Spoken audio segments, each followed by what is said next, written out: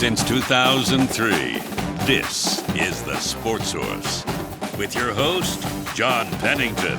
The Sports Source is presented by Junk Be Gone, Pipe Wrench, and the Garza Law Firm. The Sports Source starts now. Good Sunday morning and welcome into the Junk Be Gone studios for today's edition of the Sports Source. We have a lot for you on this 4th of July weekend. I appreciate you being with us. Have college football's rules changed so much now that fans and media need to change their expectations because parity is coming? Will the House settlement be good for Tennessee in the long run in terms of football recruiting? Will it be good in the long run? Got a couple people on the show who say no. We'll discuss that, react to that. We'll also talk a little bit about baseball, a little bit about basketball, a little bit about the Lady Vols. Lots of stuff to get into this show. Let's start it. First segment brought to you by our friends at Junk Be Gone. I have used these guys for years, as I've told you, for years. They make my life easier. They'll make your life easier time and time again. They come right to your house. They can either load up the stuff that you don't want to lift. You know, it's like, man, I'm getting too old for this. I'll get somebody else to lift it. They've got two-man crews, two-person crews that are fantastic. They can handle that for you. Or if you want to do it yourself, which is what I do, you can just because I'm tough, by gosh. You can get out there and just throw stuff into the dumpster, and either way, they haul that off. Even small demolition jobs. You got an old swing set that's in the backyard since your 30-year-old kid was 5. They will tear that thing down and get it out of there. Junk Be Gone. Learn more at junkbegone.biz. All right. You're going to learn more on this show when you pay attention to the four people surrounding me. Right there, Vince Ferrara. Right there, Josh Ward. Jimmy Heins right here. And right there, Tyler Ivins. Thanks to all of you for being here today on a holiday weekend. I want to start, does the new era of college football require fans and media to adjust their expectations for the programs they follow? The theory is that teams can't stockpile talent anymore. So the idea of a team just being 12-0 every year, that's going to be challenged. The idea of, well, we'll never fall back to 8-4, that's going to be challenged in this new environment. The other part of this is the transfer portal and player movement means you can't just create a stable program anymore. Everybody's just basically building a yearly team. Okay, so you throw all that together. Does that change the landscape to the point where fans have to have a new view, a new reality of what's coming and what their acceptable record is? I bring all this up because Josh Pate, who does YouTube football and it's all over the place, he stopped in with 104.5 The Zone this week, and they asked him about Josh Heupel and hot seat talk if Heupel doesn't have a great year. Here's what he said. We talked about this like a month ago on the show. Someone had asked me some version of this, some version of is there going to be heat on Josh Heupel if they go 8-4? And look, so there's an entire reset that all of college football has to do, not just Tennessee. Understanding what 9-3 means or 8-4 means today versus just 3 years ago, just 4 years ago. Secondly, if you're Tennessee and you're above the age of like 15, you also have to have the wherewithal about yourself to understand you were in the wilderness for a long time, and that guy brought you back. And so he did what a lot of others like sold you on the promise of but never delivered on. And now you've beaten Alabama a couple of times. You're in the playoff last year. You could do the whole but they got blown out. They were in it. They were in the playoff. And so like there's the whole what if they only go 8-4? Well, then they go 8-4 and Heupel's still a really good head coach. That's the answer to the what if. Okay, first of all, none of the big boy SEC programs, fan bases, are ever going to accept 8-4. So that part of the question, I nuke that because they're not going to do it.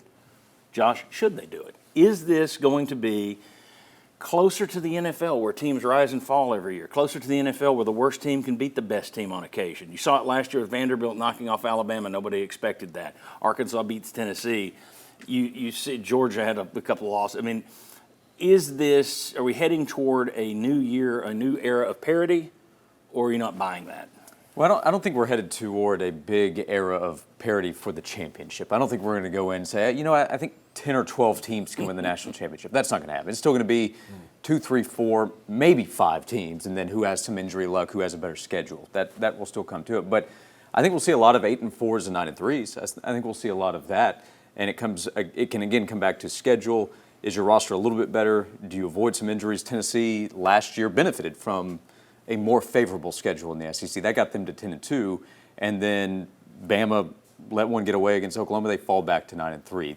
Alabama's not going to stockpile talent like they did under Nick Saban. I don't think Kirby Smart is going to have a roster like he did 2 or 3 years ago, where the third string is filled with 5-star, 4-star guys that can just roll in. Look at Tennessee last year. They lost guys in the portal to Vanderbilt, to Mississippi State, guys that would be quality depth pieces that can go start at lower tier SEC schools. Holding on to those guys is just going to be more challenging for everybody. There'll be more parity. Isn't Michigan a pretty good example? Yes. They win a national championship, and then the next year they're close to 8-4, right? Right. Mm-hmm. Yeah. So we're going to see more of that. Will the fans adjust to that? No. It'll take them a while. But we're going to see more of that parity in terms of the Vanderbilts beating the Alabamas, because, as Josh pointed out, you're losing some depth, okay? Yeah. And then if you have an injury at a particular position, that's going to hurt your depth and your quality of play even more. So there will be greater parity. Fans will not adjust to it. At least it'll take them at least a decade. Yeah, I mean, to I think you may adjust to it and see it in somebody else's program. Well, that's how football is now. Yeah. But when it's your program going 8-4, it'll still be, we need to fire this clown. He's not the guy. Yeah. Tyler, is it time for folks to adjust their expectations or no? No, a little bit of Josh, a little bit of Jimmy there. I believe there will be more parity, but at the end of the day, you're probably only looking at about 5 or 6 teams realistically who can win the national championship. I know this is a little bit of now what July 1 and what the House settlement and how much money and trying to get everything balanced out, but there's still going to be the bagman out there. There's still going to be people with the ability to get more money to more players. So I think the heavyweights of our world, the Texases, the Georgias, the Michigans, Ohio States, they're still going to be up there in January playing for the college football national championship. But I think you're going to see more of these middle of the road, these tier 2 teams. One year have a 9-3, 10-2 year, and very easily, as you pointed out with Michigan, slip to 8-4, 7-5, and then got to like to see it a little hotter, and then they're back to normal. But yeah, there's going to be more fluctuation to this parity that's coming up in college football. Well, because of that theory of the bagman, and money always seems to be the answer for a lot of fans. Yes. Well, why aren't we paying more than any other school to get a coach or to get this player?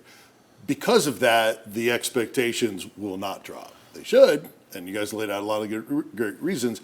And I also think some of the rules that they're trying to get to is for more balance. But I think you shouldn't hold your breath waiting for fans to adjust, especially the fans in SEC schools like Tennessee. Tennessee is not in that competing for national championships every year group that's been doing it for a while. So because of that, I think there will be more of the fluctuation and more of that parity that will hit them. As long as it doesn't bottom out. Bottom out, then that's a different conversation. Yeah, I just think that it is going to take a long time, maybe more than a decade, before fans ever look at it. See, I look at it 8-4 this year, when you've lost your quarterback in the middle of the spring or end of spring, not even the middle of spring. It's worse. You lost him at the end of spring. You've lost a ton of players to the pros. You've got question marks everywhere. I see this as a reset year anyway. But there are a lot of folks who don't believe in those, don't accept those, and I'm sure even though they just won a national championship, there were people that weren't happy in Michigan. Go back to Philip Fulmer winning the national championship in '98. Now, famously, you took a phone call from somebody who was complaining about recruiting 2 months later. Yeah. So I think that's part of it. But it is a different landscape. How much parity are we going to see? So you're saying there's still going to be the big boys are going to compete for titles. We're not looking at an NFL situation where literally there's a one-player difference on a lot of these teams, and it's the quarterback. I mean, you take Pat Mahomes off the best team and put him on the worst team, you might see a flip-flop in terms of 3-4 wins. You're not going to get to that level of parity, but how often? I mean, is this the fact that we're starting a yearly deal, is it just kind of you don't know what you're going to get year to year instead of a program that's building for the future? I'm talking about, well, you lost some guys, this is not your year. Does that mean we should stop looking at teams and saying, well, next year they're building toward this, because you just don't have any idea what the landscape's going to be? People can leave. Is it literally just staring at 1 year at a time? I think it's going to be more fluctuation in the 10 to 25 range. Right. as opposed to 1 through 5, because Ohio State and Texas are still going to have advantages against most schools in the country. The head coach is going to matter too. Nick Saban steps away from Alabama. They might step back. They're recruiting really well. We'll get to some of that too. But I think it's going to be more of the teams that can jump up to 10-2, but can more easily fall back to 8-4, even 7-5. A funny thing though is that the playoff, if it expands, there's a belief it's going to expand to 16, right? If you can get to 9-3, it creates this false optimism. Because if you're a 9-3 team, like last year, if Ole Miss or South Carolina or Alabama or Miami had made the playoff, none of those teams were winning the national championship. But they would have gone to the playoff thinking, hey, we got a shot to go win the national title. No, you wouldn't have. Well, they'll take a look at an Ohio State who had 2 losses and say, why not us with 3 losses? Sure, yeah. So, but Ohio State just happened to have the best roster, and they played, they lost 2 games they shouldn't have. Exactly right. So you might actually find some false optimism and excitement for fans who can get into that middle window and just get into the playoff if they can get above that 8-4 mark. I agree with that. And piggybacking off of that, I think that adjusts with so many more teams, 16-team playoff when we go to it, and then if they have these play-in games, which basically expands it even more, everyone has a chance. Adjusting the expectations goes to the universities as well, because now the coaches will say, we're competing for a college football playoff spot. So that's where some of the adjustment is. I just wonder if it's time to adjust too, and I wasn't clear in my question, my apologies. Is it time to adjust? We know that the age of building a strong program and everything moves in like shark teeth is gone. Are people ready for that? No. Yeah, I don't think they're ready. That it's just a yearly Rest in peace enterprise. to your email in about 55 days if things struggle in Syracuse Yeah. or in Atlanta against Syracuse. If Tennessee loses the SEC opener against Georgia. Jimmy, I don't know where you are on this, but much to Josh's point, it's the Tier 2. It's the 25 ranked through 12 teams who they might be fighting for those spots, eventually 16 through 6. And isn't that where Tennessee is? Yes. Yeah.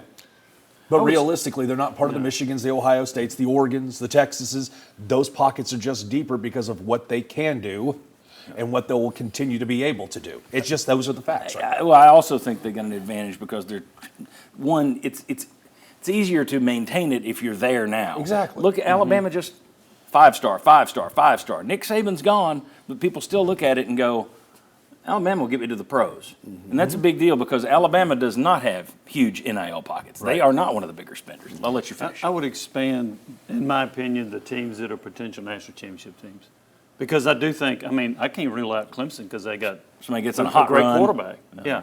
I'd go 10 or 12 that I think could do it in a given year. And that's based on you you offering more money to some player that, tampering. How dare you? So I can see some of that going on. So I would go a little bit. Washington a few years ago was playing for it, and nobody thought they would be that good that particular year. TCU. Yeah. So I would go 10 or 12 as a potential. Okay. All right. When we come back, has Tennessee lost its edge that it gained through NIL? That's the next part of this. It kind of relates. We talked to a couple of people this week on the Sports Source Digital Network, Ryan Callahan, David Ubben, got their sense of whether or not the House settlement as it stands right now is a good thing for Tennessee. They think not. We'll discuss that. Come on back.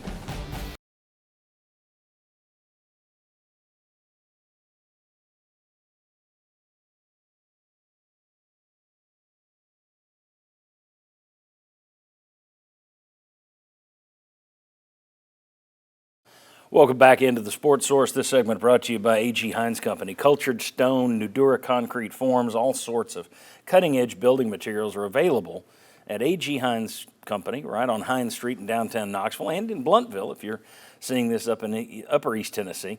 Affordable, high-quality materials for the biggest companies or do-it-yourselfers. So if you've got a home improvement project, be smart. Start it at A.G. Heins Company. Learn more at aghines.com. All right, we'll see how long this House settlement remains in place, but as things stand today, it is the landscape that that is out there. Is it good for Tennessee? In recent weeks, and with varying lengths of hair, I sat down with David Ubben and Ryan Callahan to discuss that very question, talking about Tennessee's football, specifically football recruiting, and how it might work in this new current landscape. Here's their take. Tennessee is kind of back in this place now where they don't really have an edge necessarily. It's a money business. Tennessee jumped in the pool very, very early. Was very aggressive. That's paid off for them. But now you're in the rev share era. There's a lot of money. A lot of people are pooling some of that money from donors into the rev share pot. So what you can do on top of that, as we sort of figure out, as we maybe sniff back in the Bagman era a little bit, figure out what it takes to go over that rev share. Tennessee, there's not really an advantage for them again. They're sort of back on equal footing, and they have to figure that out. And so I don't think you can have those kind of draft numbers without the recruiting numbers. I mean, LSU, you throw a rock, you hit a 5-star defensive tackle. Texas is Texas. Alabama and Georgia, Alabama still got the Saban effect and all those things. So I don't think one can come without the other. But the road to that, I don't know that I see it for Tennessee because you've got to find an advantage. And they had one for like 3 years, but everybody's kind of caught up now, and the rules have caught up as well. Personally, I don't see how this current setup with the House settlement is very good for Tennessee because I see schools like Georgia and Alabama are benefiting from this because they were not known as big NIL schools. You notice Alabama's been fighting for this stuff as much as anybody. They're eager to see guardrails in place. I think they're liking the fact that this might be, in their minds, a more level playing field for them. Which is fascinating because considering that program that they don't have the deep NIL pockets. Yeah, I mean, good, but not an advantage over anybody else. So, that in a lot of cases they weren't known as the highest bidder. And part of the problem too, when you have a lot of talent on your roster, Georgia runs into this. When you've got established players on your roster that were 5-stars coming out of high school, you can't pay high school signees coming in as much as those guys. You've got to kind of work that out. And so they've got so much talent on the roster, there's just not enough to go around. And so you've got to pick your spots where you're going to invest. So it's a better situation for a Georgia or an Alabama when you've got the same amount of money for everyone. They don't have to worry about an Ohio State or someone like that outspending them. You can see both of those discussions in their entirety at the Sports Source Digital Network, our free YouTube channel. Jimmy, do you agree with those guys that Tennessee had a bit more of an edge? NIL allowed them to catch up. We're seeing that some schools are disbanding their collectives already. So there's this belief that, oh no, you'll still have NIL. Well, there's still a lot of presidents and athletic directors out there saying, nope, you're not. It's the money's going here. Okay, well, the landscape has changed. If that's the case, do you think Tennessee has lost a little bit of its edge that helped it catch up? I mean, they were in the absolute trash bin when Jeremy Pruitt left and you're 40 men out. Then they caught up pretty quickly. Have they lost their edge, in your opinion, or no? Well, I have a dissenting view because I don't think they really had much of an edge. Where was it? Who did they get with NIL money other than Nico?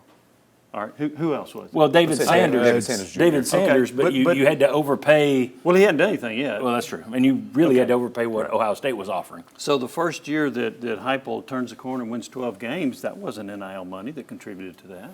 It was Hendon Hooker and it was other players like Hyatt that blossomed, right? I don't think they had that much of an advantage. I think that's overrated. So that's my opinion on it. I can't sit there and tell you players in the last few years that they went out and got from another school or signed that had a huge impact that I know was because of NIL, other than Nico. And I thought Nico was overrated. I guess you could make the argument if you hadn't had the NIL, you wouldn't have gotten those. You can say that that's not why they came, but if you were offering $0 and somebody else was offering $200,000, you're not getting them. Right, but who are they? Brew McCoy, jumped in, was a NIL, I suppose. I don't know. Or would he have? Yeah, he was a He was transfer before from that, the wasn't he? Yeah, He was before that. Yeah. Well, I'm trying to think of, but some of these transfers you got, Dante Thornton you brought in, there was some NIL involved. Yeah, Mike Matthews came in as a highly touted guy that was at a pretty high price. I don't know compared to other schools. But what did he do? He caught 7 passes. Right. Well, I'm with Jimmy on the point of that I don't think it's created this huge edge. I think they've caught up because they had NIL where it needed to be. Yeah. They brought in a good staff that knew what it was doing from a development standpoint, evaluation, like a guy like Dylan Sampson. But to the question of if there was an edge, have they lost it? Yeah, probably so. I think it's going to come back to, do you have the right staff that can recruit? I think relationships are going to matter more than we've probably talked about in the last couple of years. And then do you have the right kind of plan in place to be able to get that talent to choose you over the big boys in the SEC recruiting? And just to be clear, the reason I throw out Brew McCoy and Dante Thornton, it's not just recruiting. That's recruiting sure, it's as well. a factor in the transfer portal. Yeah, absolutely. Yeah. Absolutely. Do you agree with these guys or you agree with those guys? A little bit of both. The one thing I think that it takes away from, though, is I think the mantra or this new signature of everything school's getting ready to hit the blender. Because I don't know if you can be an everything school anymore. I don't know if you can distribute what to and equate it to what for baseball 2 years removed from a national or a year removed from a national championship. Caldwell, who is bringing in one of the top recruiting staffs in one of the recruiting rosters in all of women's college basketball. This is going to hurt a lot of people's feelings, but if Tennessee does not start going a little bit more like 85, 90% towards football with this breakdown of how they're going to try to distribute funds, Tennessee is going to slowly start falling behind again some of these big boys, these heavyweights. And we can make jokes or comments about us re-entering the Bagman era now, back-to-back segments, but I don't know how much of this Tennessee did gain, but I don't know how much longer they're going to be able to, even to a Rick Barnes program, into a Tony Vitello program. This market is fueled on football. If you don't start juicing it all towards football, you're quickly going to see yourself 14, 18, 20th in the preseason rankings, not climbing much. I do think, I will say this though, I do think that the Bagman thing is overblown in terms of there's this thought that before NIL, every player in the country was getting a Mercedes and $300,000 under the table. And it's like, I know too many former Vols who didn't make a dime and they're mad about it. I didn't get, all I got was a $50 handshake.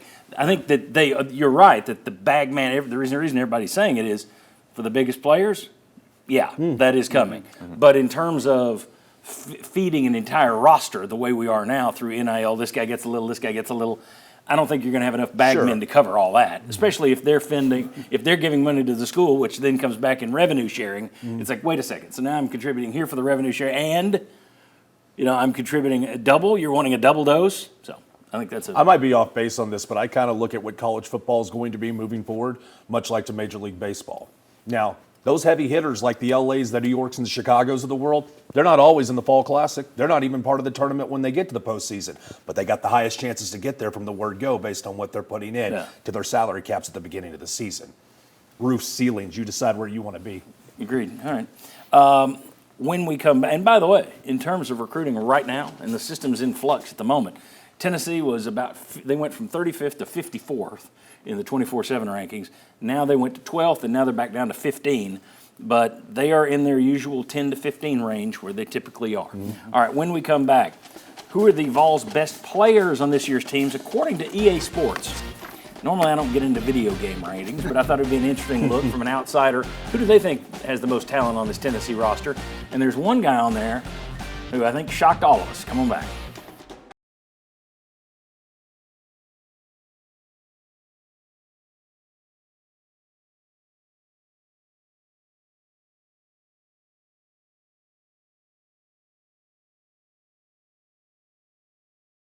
Welcome back to the Sports Source. This segment brought to you by the River Cove Campground, Uncle Jim's River Cove Campground, offering premium riverside and mountain view spots.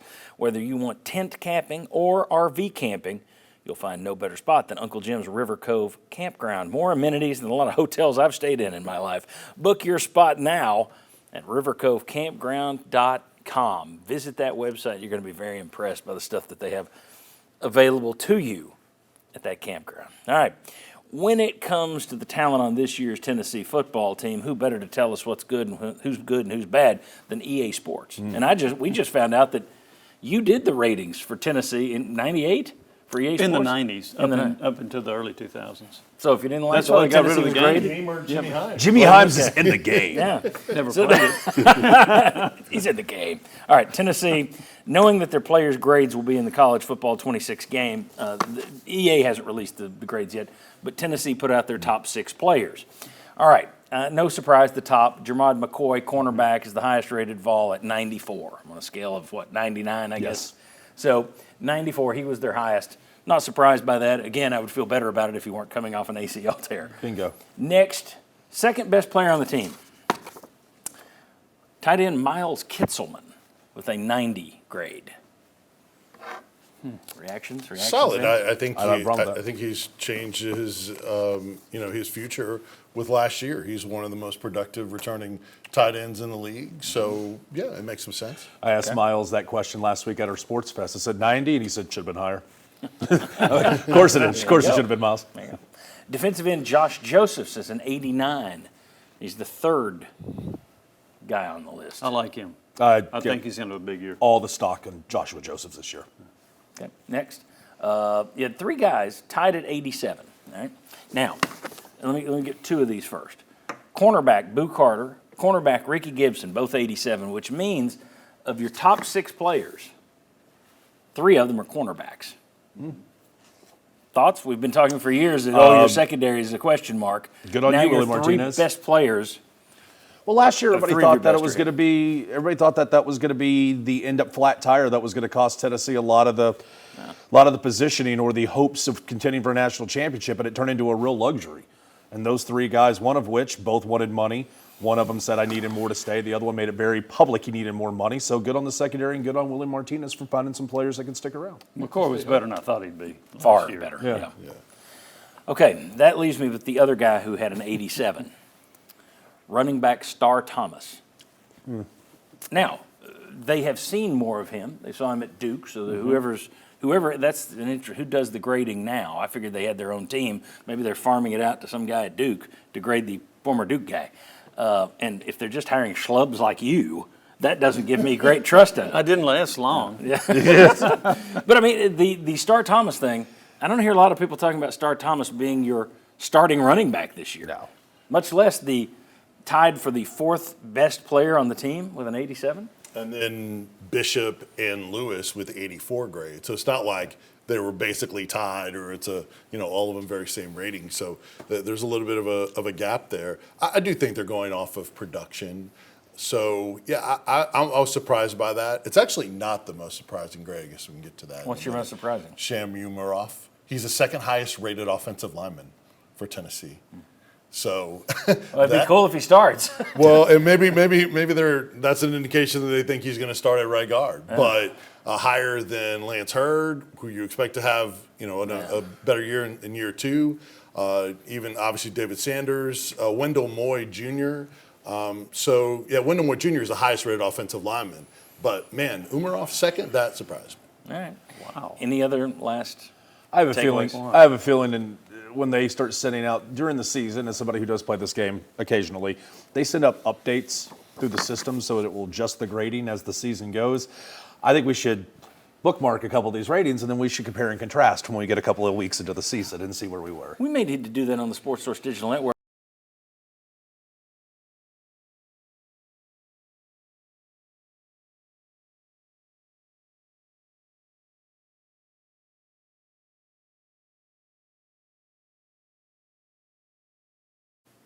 Welcome back to the Sports Source. This segment brought to you by Southeast Termite and Pest Control. You know what critter is bad at the moment? It's causing a whole lot of calls to be made to Southeast Termite and Pest Control. Well, it's right in their name, termites. Termites are apparently driving people crazy right now. Folks, have Matthew Heins and his team come give you a termite inspection at your home. If you have the termites, nobody can help you get rid of them better than Southeast Termite and Pest Control. I have used this crew for years. Luckily, I have never had to deal with termites. If you think you might have termites, it's better to be safe than sorry. It's better to find out sooner than later. Have these folks come out and do the inspection, and they can help you fix the problem if you have it. SoutheastTermite.com to learn more. All right. Paul Feinbaum this week had some interesting comments. He said, I don't think Tennessee is elite, but I believe the schedule is manageable. They're going to have to beat somebody. What I mean by that is either Georgia or Florida. And I think Georgia is going to be the more likely to win early rather than versus Florida late. I think 9-3 is doable. Tyler, something stands out to me about this. I think 9-3 is doable as well. They're going to have to beat somebody that they're an underdog to do it. Got it. Georgia is more likely to win. Again, it's at home, but Georgia's more likely to win for Tennessee than Florida late in the season. Your thoughts on that? I think that's crazy. Am I wrong? No, I disagree with that 100%. You got to look at everything that's going to be going into the Florida season at that point in time. They will start 2-0 with games against Long Island and then South Florida, but they're going to go through a 4-game stretch against Texas, against some of those heavy opponents, going to College Station. They start the season 2-4 before they go into their open date. There's a chance they've popped Billy Napier by then. You're going down in November to a Florida location where the fans are already checked out. They're already waiting on the defending national champions to hit the basketball floor. I just don't think Tennessee and Georgia right now, we sat here and we did the most interesting games on your show 2 weeks ago. And I think that the Georgia game is below the other two big ones like Alabama and like Florida this year for obvious reasons.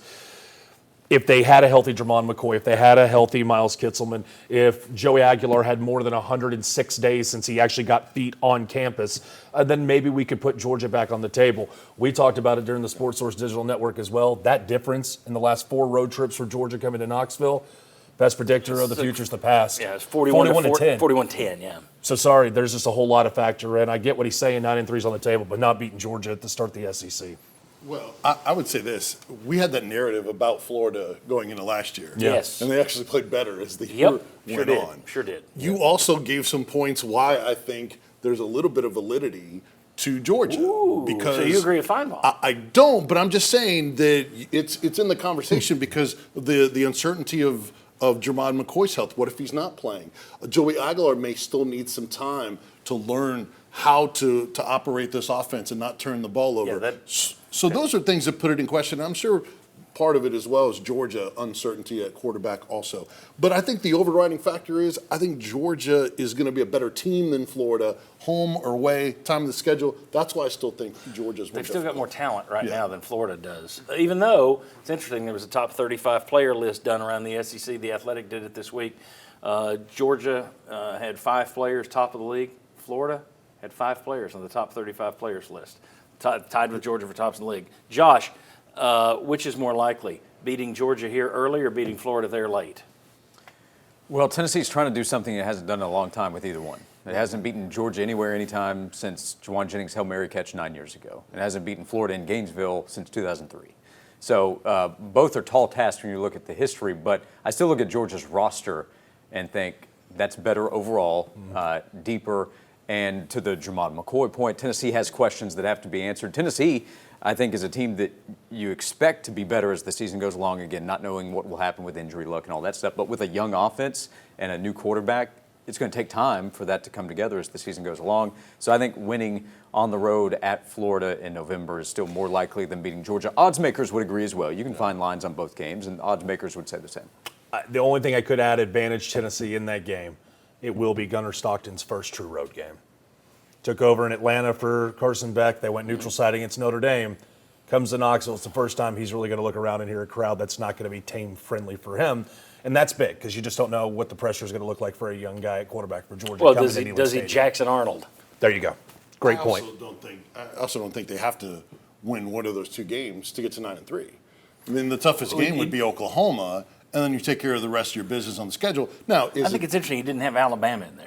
Yeah, Georgia, that's true. I think Alabama, you're more likely to win at Alabama than you are Georgia here, too, I would say, in my opinion. Yeah. And I know it's on the road, but right now, Georgia's got more talent than any of those other programs, in my opinion. That's what it is to me, because the home-away thing has to matter. Yeah, I mean, since Tennessee can't win at either of those spots, that has to factor. The crowd's going to be fired up. It's going to be a Checker-Nealon game, all of that. And the Gunnar Stockton on the road aspect, but he'll have a lot of talent around him when he walks out on the field, and Kirby Smart's had a lot of success everywhere. Yeah. Okay.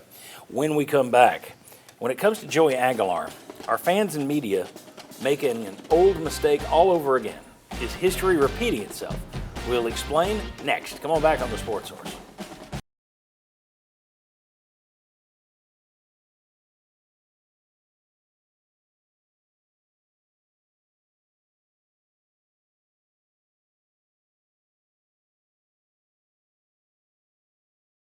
Oh, yeah. All right. Yeah. Again, as always, the conversations in between the segments are really good too. We'll sell outtakes at some point. This segment brought to you by Madisonville Marine. If you're looking for a boat to make the most of the remaining summer, hey, how about a 2026 Skeeter ZXE20? What about a 2025 Avid 18 Rogue or a 2025 G3 17 CCJ? And buddy, you guys know here on the show how much I'm in love with the G3 17 CCJ. I've got that tattooed on my arm. It's a lot of numbers, that's a lot of letters, but what it tells you is nobody's got a better selection of boats than Madisonville Marine. All kinds of brands, all kinds of makes and models. They got them all. Madisonville Marine, from pontoons to deck boats, John boats to bass boats. There's no better place to buy a boat than Madisonville Marine. All right. Last week, I got together with Will West, David Ubben, and the newest member of the Tennessee Radio Hall of Fame, John Wilkerson, and we talked about Tennessee's talent level. The discussion turned to Joey Aguilar. Joey Aguilar's played a lot of football. Hendon Hooker, when he came to Tennessee, he played a lot of football. Lost the job in camp. All right, I'm just going to keep working. And then things broke his way, and he did pretty well. It's interesting that the lesser talented guys that are more experienced have had more success in this offense. Dylan Gabriel was better than both of those guys, right? Yeah. When you saw him at UCF. Like, I think Joey Aguilar, whether he's what they want, is what they need at Tennessee to run this system. It's complicated because I don't think he's a better quarterback than Nico Iamaleava, but I think he's going to have a better year than Nico did last year. Yeah. Maybe a better fit for this system. Yeah, I think so. Yeah.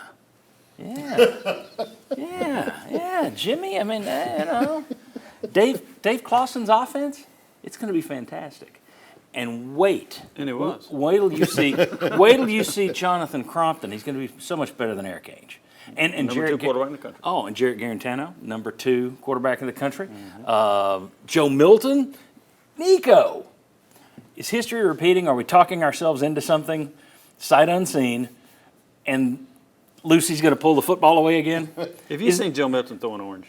That you're right. He was spectacular. Okay. Now with the Dallas Cowboys, yeah. how can I question him? Are we talking ourselves? That's what fans and media do. You know, it's summer. You're talking yourselves into stuff. It's like, well, it's good. It could do this. We've done it before, and it's a long list of things that everybody was saying, and then it all blew up in their face, and they got mad at the media for not telling you didn't say they would suck. Are we doing this again with Joey Aguilar, talking ourselves into something, or no? If you're saying you think he's better than Nico, then the answer is yes. I've talked. People have asked me a number of times, okay, to analyze this, and I've talked to people that have seen Joey Aguilar, and here was my take on it. If on a 1 to 10 scale you thought Nico was an 8, then Aguilar needs to be a 7, and you can get away with that. Do I think he's going to be better than Nico? No, I don't. UCLA certainly didn't think that he was going to be better than Nico. So he can be functional. He's Schuler and some others have told me if it's 3rd and 5, he can run and get you 6. He's really good in the pocket. He keeps his eyes down the field. Those too many interceptions. I don't expect him to be better than Nico, but he can be functional in this offense. So that's where I am with him. And by the way, he still has to earn the starting job. You're just too negative. Now, what about you? You guys think we're talking ourselves into something on the Joey Aguilar thing? You both have lived through it and seen it time and again. It goes back there's a long history of, it's going to be so much better when you see this guy. No, maybe not. Are we just talking ourselves into this for the sake of doing it? Of course. Okay. Yeah, that's what this time of year is for. That's part of the beauty of college football. If you were at 8-4 in April and May, well, then by mid-July to August, you're going to be 9-3. If you were 9-3, you're going to be 10-2. That's the way it works in the sport. That's not just Tennessee. That's South Carolina. They're going to be in the playoff, according to South Carolina fans, by mid-August. So I also know this: if what happened never happened, and Nico just stays at Tennessee and he's the starting quarterback, we'd also be having the conversation about, hey, entering his 3rd season in the system and his 2nd year as a starter, he's going to make a jump. You were already hearing it before he left. Yeah. There was excitement about his leadership qualities expanding. Yeah. And then he leaves and he's all about himself, and he didn't have any leadership And he was qualities. terrible. Yeah, so are people probably getting a little too optimistic about what a guy that just arrived a couple of months ago is going to be able to do? I'm sure that that's the case, but I also don't think there's anything wrong with that, as long as you don't then overreact the other way if the results don't come exactly as you hope. Yeah, good luck with that. That's the hard part. Good luck with the that's really lack hard of overreaction. I agree, and part of the equation is the taste left in the mouth of everyone with Nico's exit. So that enhances your opinion of Joey Aguilar. So you maybe don't have the information, but you buy in even more because of how you felt about Nico leaving the program. So that adds to it. Yes, it's probably overblown. I also think doesn't mean it won't happen. I just think that it is enhanced right now, mostly on hope and because of the thought on Nico afterwards. John, here's what's going to be interesting. There's a chance Tennessee could average more points in SEC games than they did last year. You know how many points they averaged in SEC games last year? Go ahead. 25. Yeah, it was not great. I mean, you rolled up your numbers against non-conference. Now, I could make the point that if we go by and look at everybody in the SEC, they scored more against their non-conference foes than they did inside the league. But still, 25 was nothing to write home about. And it was in the lower part of the SEC. Yeah. I mean, they averaged 62 against non-conference opponents and then 25 against SEC. Could Aguilar average more than 25? He could. But again, I don't expect him to be a better quarterback. Maybe others around him play better. That would be a factor too, in particular the receivers that I didn't think played that well last year. But also you're replacing Dylan Sampson. And I don't care what EA says about Star Thomas. He is not going to be as good as Dylan Sampson. And the things that people are excited about, I think that's for real. Like getting a guy that does have real experience considering the spot Tennessee was in. Going and getting a Power 4 starter was unrealistic. They got one from UCLA. See, that's another part of the problem, though, is they went after, they tampered with 15 guys. They would have gotten one in December, but in April it was too late. So to get a guy that does have starting experience, that is older, that is mature, that does have that mobility, that as he's learning the offense and they need that running aspect from the quarterback position, those are things to get excited about. You just have to be careful about assuming what that is going to mean. Yeah, but my point being, in terms of Aguilar's the perfect fit, even UT went after the guy from TCU, the guy from Iowa State, the guy from Illinois for a reason. So we'll see. Doesn't mean that this one can't be the one that works. But I do think there's a danger in doing what we've done so many times before. The one that was the most unbelievable was Eric Ainge had the one bad year as a sophomore. He came back and was really good as a junior and a senior. It was all SEC caliber. He threw for, it was a David Cutcliffe job. He was just throwing for yards all over the place. Great end of his career, and that last year, it was the reason we stopped doing phone calls on this show, because back then we had Pat Ryan and Bobby Scott, and Pat was tired. We would take the phone calls. We did 2 segments, and the first call was always, why aren't we seeing Crompton? And I thought Pat's head was going to blow off. He's like, you got a guy throwing for 300 yards and 3 touchdowns a game. Why are you worried about Jonathan Crompton? And then you get Crompton, and it's like, oh, okay. So, nothing against Crompton, but he was not Eric Ainge. So we have a tendency to convince ourselves the guy you've got is the guy you've always needed. Not always. So we'll see with Joey Aguilar. When we come back, Danny White is opening up about his view that collective bargaining is needed. It's the fix for college athletics. Is it the fix, and will we get there? Come on back on the Sports Source.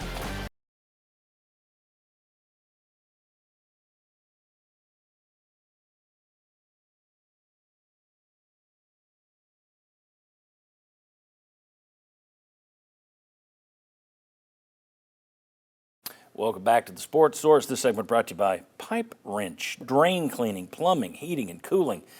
Folks, same-day service guaranteed or the visit is free. They're licensed, bonded, and insured. They offer upfront pricing and a 100% satisfaction guarantee. Why in the world would you call anyone other than Pipe Wrench when you have a plumbing, heating, or air conditioning need? I have used them. They came to my house the same day I called them. At the time they said they would be there, they were in, they were out, they fixed the problem. I didn't have to have them come back. I didn't have to have somebody else come in and do anything. They nailed it. Pricing was fair. PipeWrench.com. Learn more about a great local company. They've got trucks all over East Tennessee here in the Knoxville area. Give them a shout if you have a need for drain cleaning, plumbing, heating, or cooling. Pipe Wrench. All right. Danny White recently had a chat with Yahoo Sports about what he believes is the ultimate fix for college athletics, and that is collective bargaining. And this is straight from the Yahoo story. In White's model, college athletes would, in fact, not be employees of their schools. The structure calls for the creation of a national employment organization that partners with a players' association, perhaps one already formed in the professional leagues, in other words, the NFL Players Union, to create a modernized and improved ecosystem for football and men's basketball players. White describes in one still tethered to higher education via requirements in a bargained agreement. Collective bargaining and employment status shouldn't be seen as negative terms, he told Yahoo Sports. I think there's a lot of people who think the same way I do. We can go through another 3 or 5 or 10 years of a difficult environment, or we can accept the reality and fix it right now. Tyler? Bravo. You agree? 100%. That collective bargaining is the answer. Yes. You keep going down the wrong road, you're going to keep going 8 more exits, Jimmy, down the wrong side of the interstate, you're going to turn around and get it fixed. Look, we frequently talk about how well the NFL model and how college has copied it in some forms. Going to collective bargaining, you know what, prime example. There are a lot of people here who are fed up with tampering. Well, tampering, I can't believe that this softball player left to go to another softball place. You know how you get rid of tampering? Collective bargaining. So many of the little issues or the problems that a lot of the fan base has here, of course, if Tennessee does it, it's one thing, but when it happens to them, a lot of the issues that a lot of people call, text, different shows when we're on, you get emails about, guess what fixes it? CBA. And bravo for Danny being the one person for, as the Ross Dillinger put in the article, for 4 years going, we need to get this done. Get it done. Go collective bargaining. 100%. Do you agree, one, that that's the fix, and two, do you think we're going to get it quick? I think it is the fix. My question to others, and while I was at the spring meetings, how do you get there? So some said, as Danny White suggested, forming, maybe partnering with the NFL. All right, others have said you have to make the student athletes employees. So you've had two different opinions on how you get there. That's the big concern to me, though. And I know Danny White, you said 4 years, he's been, okay. Pushing this? I know that he had been pushing it for at least 2. But how do you get there? And that's the key. And I discussed with somebody that really knowledgeable about this. It says you don't have to make them employees, but you have to have an organization in which they can collectively bargain. And then it was, is it only football?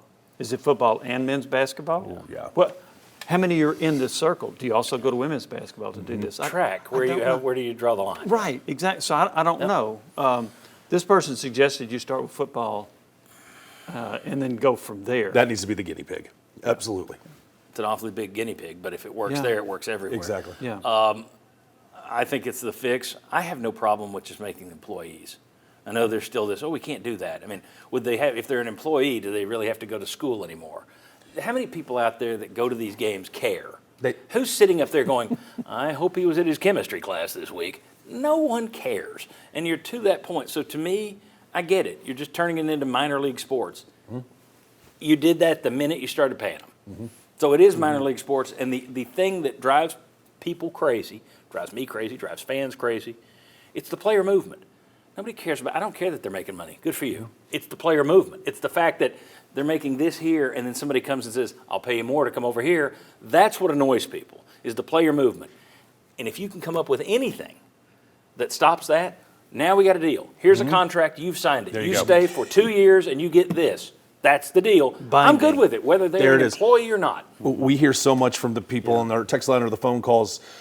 Vol for life doesn't mean anything anymore. It's not VFL, it's VF pay. Vol for pay, vol for pay. You want to see some of these athletes stay here more than a year until they leave for the NFL draft? Hopefully 2-3 years, collective bargaining. Get it done. It's not hard, in my opinion. Yeah, it's hard to get there, but the solution is not hard. The problem is you don't have a lot of people that are agreeing. Well, you have some people, but you don't have a lot. You don't have the majority, I don't guess, that are agreeing with Danny White right now, that are saying this out loud. Here it is. Let's march toward it. You've got to get everybody, first of all, on the page that, this is where we need to go. And then they'll start to figure out how to get there. Right now, it's going to be willy-nilly, and I just don't think – I think you're continuing to drive past exit and another exit and another exit. What's the argument against it? The one thing I've heard from people in the Big 10, Big 12 realm is, okay, well, good luck whenever they go on strike. Holdouts, lockouts. Can you imagine a Saturday in the South down there in Knoxville, Tyler Ivins, and you guys aren't covering Tennessee, Alabama? Okay, yeah, there's a chance that could happen, but you get those things in order to ensure that we don't reach that limit. These are 18 to 22-year-old kids. Of course they're going to strike. Somebody was telling me last year. Technically, they could go on strike. I mean, you had Nico go on a one-man strike at There the you end of go. spring practice. That a year ago that the majority of football players had multi-year contracts, but they weren't binding. Right, one-way contract. You pay me. Nico had a 4-year deal. Right. But he broke it, and there's no penalty. $2 million a year for 4 over 4. Is that really a contract? Yeah. Okay, when we come, I will say this though, kudos, as you said, when they hired him and he talked about we want to be a progressive athletic department, this is the kind of thing, I mean, you can say a lot of things about Danny White. I suppose there are people who don't like, he took my tickets, he's raising ticket prices. He finds good coaches. Yes. They win games. He knows how to make a lot of money, which is the way they hired him, the reason they hired him. And he is at the forefront and not afraid to step out there and be the guy saying, here's the fix, let's do it. Co-sign. I think it's cool to have someone running your athletic department who is not afraid to step out and kind of lead the way. I think that's a great thing for Tennessee. When we come back, let's tackle a rumor that's getting around. Should baseball folks be bothered that a lot of money and attention is going to the Lady Vols basketball program? Let's discuss. Come on back.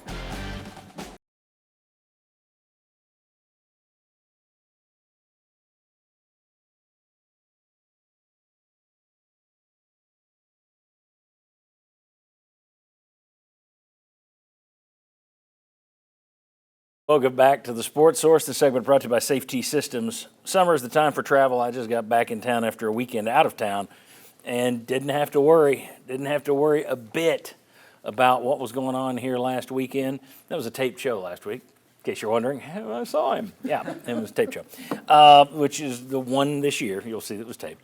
At any rate, you can travel worry-free when you have a security system put in by Safety Systems, because you got cameras all over the place. You can control the locks, the lights, everything right from the palm of your hand. Your phone, your tablet, they can do it all. Not to mention home automation all through your phone and tablet when you're home. Safety Systems, home automation, security systems, they do them all and they do them all well. Call VFL JJ Surlis and his team this week at Safety Systems. All right, after her first year on the job, Lady Vols coach Kim Caldwell has had her salary boosted to $1 million a year. Fewer than 20 women's coaches in the country make $1 million a year, so they're taking good care of her. I mention this because I want to tackle a rumor that's been going around. We've been hearing it in the media for a while. It's out there. Usually we don't do a lot of rumors. I guess we do, but not in this situation, not like this. So anyway, there's a rumor that some of the folks with the baseball program aren't thrilled about the amount of money that's being pointed toward the women's basketball program at the moment. There's a feeling that, well, wait a second, we could use some of that cash for us, for getting more guys out of the portal. There's a feeling, I have been told, I've heard this from multiple folks, there's a feeling that perhaps, well, Danny White hired Kim Caldwell, so he's taking care of the coach he hired, which of course he didn't hire Tony Vitello. Let's assume that this rumor is true, and as in every case with every rumor out there, Tennessee will deny it. But if it's true, is there any legitimacy to a complaint from baseball that the women's basketball program is getting a little bit more attention than it did 2-3 years ago? Well, I'm not. I don't have information on. You're whether, not condoning the rumor. Yeah. We're just out there. But the track record is there. The accomplishments are there. So yeah, the baseball program should feel like they should be on a higher level of wow, okay, this is good, because we're going to go at it. Go. Of dividing up money. But everyone's just trying to get their piece of the pie and fighting for where they're at. Kim Caldwell accomplished, had an unbelievable first year. So she feels like, and she probably, when she was first hired, was asking for more and said, this is what I need for us to be successful. So the coaches are always going to say, we need more, we need more. So especially in this new environment, they're all going to be fighting each other in this rev share. Yeah. Every dollar on the table is a dollar you're getting that I'm not getting. Right. Yeah. So you're going to have this everywhere. That's why I'm not afraid of running with this rumor, because you're going to hear these rumors at every school going forward. It's also so crazy because there's a revenue sharing, but it's not like NIL is going away. So in some instances, you may be able to compensate. If it's a little bit less in one area, you may be able to compensate in NIL dollars. So it's very much a gray area. Vince, having done a lot of fall baseball over the years, sees that fall baseball could feel that way and doesn't have a problem with it. Your thoughts? Would you have a problem with it? Well, you can't just give baseball or women's basketball, really any sport behind football and maybe men's basketball, everything they want. Right. That's not going to work out. But from what I can see on the outside, Tennessee baseball has gotten a lot with the facility upgrades, what's happening with Lindsey Nelson Stadium, resources to get players. They just landed a big pitcher last weekend from Rutgers. They've done very well in recruiting and the portal over the last several years, and I think that will continue. I think what Tennessee baseball deserves is to be near the top of what baseball programs are getting. I can't say that Tennessee baseball is going to get what LSU baseball is going to get because of the history of that program and how much they care about it down there. So you need to be comparable to the top programs. But no, I don't think Tennessee baseball. I think Tennessee baseball has gotten what it needs to succeed and be competitive with the best programs in the country. It would appear to me that he's put money into the places that need to be built as that. Now you can make the case, and people who supported Kelly Harper did make this case that they didn't get as much attention as they should have. Maybe not. Baseball certainly got a ton of attention. I would have a problem if baseball is sitting there saying, wait a second, why are you giving money somewhere else? Look around the new stadium. Look around your new facilities, as you mentioned. Pretty sure Danny White gave Tony Vitello the biggest baseball contract in the country, $3 million, not $1 million, $3 million. they have to know if this is true, if there are people in that baseball program who feel like they're getting slighted, they need to understand women's basketball program at Tennessee has a lot longer legs than the baseball program in terms of success. And the idea that Tennessee isn't going to try and put money into a sport that can theoretically put 20,000 people in the seats, that's just business. You're going to try and help the women's basketball program because it can make more money. Now, you've got two programs on the campus that do make money, but it can make more money than baseball can simply because of the size of that arena. So to me, I don't think baseball has a leg to stand on in terms of complaining. I also think all those coaches over there need to understand that there are 5 programs they're trying to help. I mean, softball's in there somewhere too. I feel bad for the golf coach, the track and field coach, swim coach. Because all those sports are succeeding, and they need resources too to get talent. Sure, Yeah. there is kind of the big 5 that we talk about the most, but every sport is having success at Tennessee. They need football to be as good as possible to then help the other sports too. But the women's basketball program, there is value in that program succeeding. It's very early, obviously. Year 1 was solid. From a talent acquisition standpoint, it appears Kim Caldwell and her staff have made the most of what they've gotten to get players in, and then we'll see what kind of results follow. Yeah, I just think it's interesting that this is making the rounds. These murmurs are making the rounds the last few weeks, and I think it's a sign of things to come. I think you're going to see this at schools all over the country where coaches, they all used to go out on their caravan, whatever school you're talking about, lock arms and, oh, we love each other. No, it doesn't surprise me that this kind of talk would come up, and you can guarantee it'll happen at other schools too. Absolutely. All right, when we come back, Zakai Ziegler gives up his pursuit of a 5th year, and Tennessee's now looking at a different veteran guard to bring in. How much do they need one more veteran guard on this team? We'll discuss that next.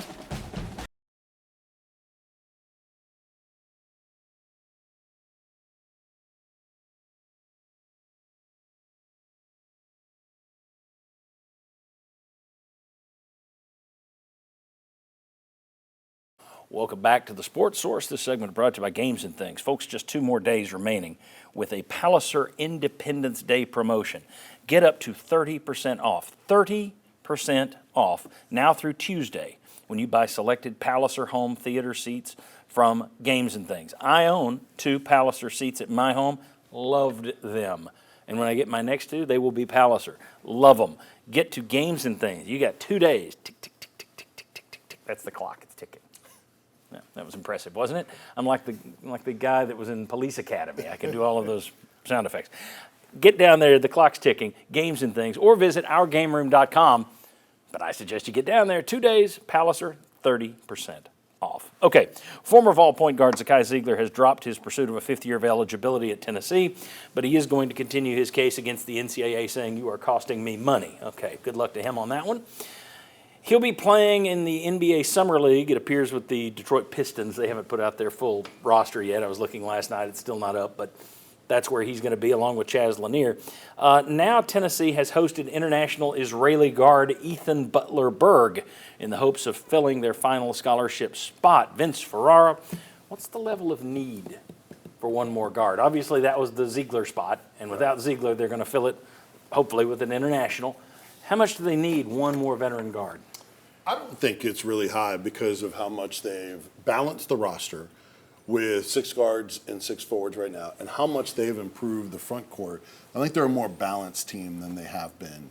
And so I do think Gillespie, and then you add the shooting, the defense that they have on the perimeter, I think they're going to be really good. Oh, by the way, you're going to now have a special player in Nate Ament that can be a mismatch for you, that you can play out the 3, help you out with some perimeter shooting. I think they're going to be a better perimeter shooting already team right now. So would another one help? Sure, to add to the competition and maybe give you an extra period of time to develop some of the younger guys like Troy Henderson and some of those guys. But I don't think it's a need for this team to be successful.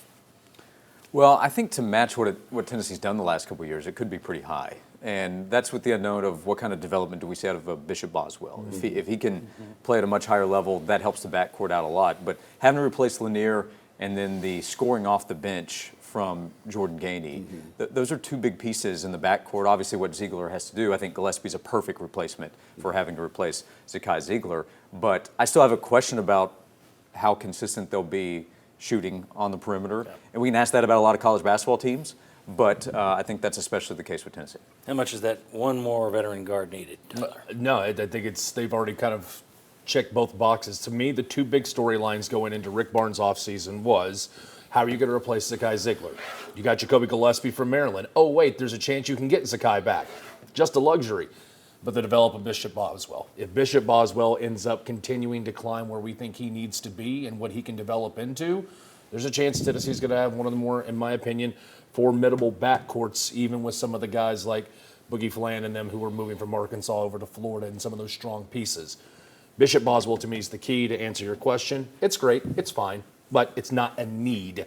I think Jacoby Gillespie's going to have a monster season this year at Tennessee. I think it's kind of minimal if you think Boswell has made progress and if you Right. think Henderson can be a pretty good player, or if you think Abrams perhaps could be like a Gainey that could also play the point. Veteran, yeah. Now, if this guy, though, is really good, and I don't know how exceptional he is or how impactful he'd be, if he's a really good player, it would help you because you're going to have a guard that's going to have an off night or he's going to get hurt or he's going to get in foul trouble. But a lot of that depends on how good you think Henderson, Boswell, and perhaps another guard could play the point if necessary. All right. When we come back, Tennessee has unveiled the latest edition of their Smoky Gray series, We Play Fashion Police. Next. Hurrah! Come on back on the Sports Source.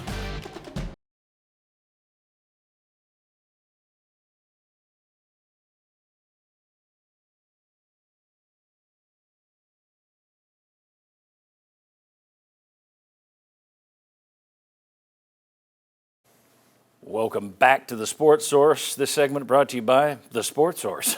We've got a lot of stuff for you. You can follow us in 100 different ways. Sports Source Digital Network. You've seen videos in today's show that you can go and watch in their entirety at our free YouTube channel. It's hundreds of videos and shorts, all free on demand. You can also follow us on social media, Facebook, Instagram, or X/Twitter. And, of course, the Sports Source Saturday Kickoff. That's 1 hour of Vols coverage every 11 a.m. right here on WATE, and coming in the fall, that will be a pregame show, just like it was last year. So you'll be getting you ready for all of the Vols football games, including the opener. Will be your lead-in, thank you very much, to the game against Syracuse. Okay, take a look. Oh, yeah, baby. The Smoky Grays are back. This is what Tennessee has put out, and I just love the stuff that they have learned from Nike, how to spin this stuff. They say this uniform is called the Volunteer Spirit. UT says it honors the U.S. Armed Forces because when you look at that, clearly, it looks like a military uniform, or not. The Davy stripe, Davy, is the part that kind of looks like a feather or a serrated blade. Well, that is supposedly a salute to Davy Crockett's fringed buckskin clothing. Yeah, there you see it. Looks like a feather. And the uniform has a two-tone smoky gray jersey pants combo. So smoky gray meets regular old gray, I guess. Wait for it, resembles, quote, steel forged from military artillery. Of course it does. And the stenciled numbers are, quote, inspired by military standard font, while not actually being military standard font. All that stuff is nonsense, and Nike started spinning uniform designs like that years ago. Kudos to UT for learning how to do it themselves. There you see Davy. If I didn't have to tell you that was Davy Crockett, you'd look at that and say, well, clearly that's salute to Davy Crockett. Okay, gentlemen, thoughts on the new smoky gray uniform? Whoever wants to jump in first can jump in first. Tyler. I've gotten destroyed on my takes on the smoky gray uniforms the last couple of years. I remember when they did the Condredge Holloway Artful Dodger. I'm like, could it be? Oh, no, don't you dare. They're all fire. I think these are the best looking grays that they've ever had. No, I agree. This is the best one. They look good. They look great. No, I'm not going there. They look. They're the best ones they've had. I love the font on the uniform. No, I love the. Look, I'm a Davy Crockett. You like the fact that it says volunteers across the. No. The stencil. The stencil okay. pops. So if you are Agreed. in a box or if you're using your binoculars, you can go. That clearly says 25. Sometimes the outlines can get a little blurred. Okay. Anybody who's rifleman related, Davy Crockett, dude, I'm a sucker. I'm a sheep for it. So yeah, I love it. It is the best looking one that they have. I'm still not a huge fan of it. However, if the players like it and they get jacked up about it, go for it. What if they liked wearing pink polka dots? They don't.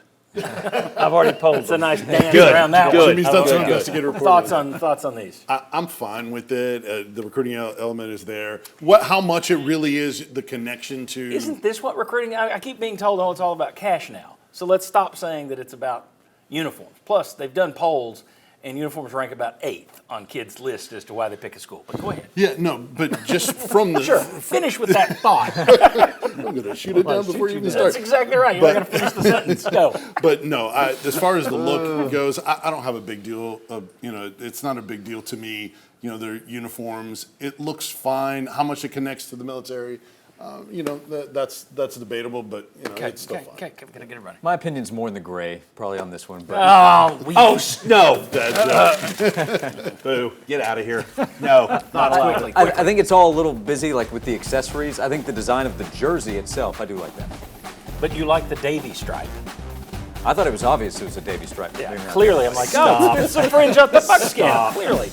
All right. Thanks to all these guys. Thanks to you for watching. Appreciate it. Hope you have a good rest of your 4th of July holiday. And we'll see you next Sunday right back here live. Right back.